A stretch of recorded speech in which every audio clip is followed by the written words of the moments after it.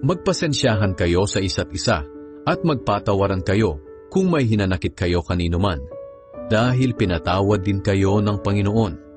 At higit sa lahat, magmahalan kayo, dahil ito ang magdudulot ng tunay na pagkakaisa.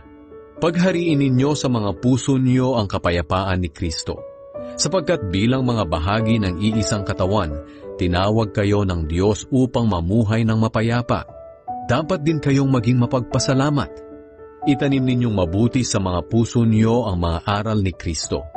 Paalalahanan at turuan niyo ang isa't isa ayon sa karunungang kaloob ng Diyos.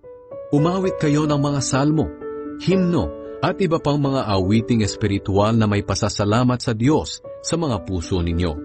At anuman ang ginagawa niyo, sa salita man o sa gawa, gawin niyo ang lahat bilang mananampalataya sa Panginoong Hesus at magpasalamat kayo sa Diyos Ama sa pamamagitan niya.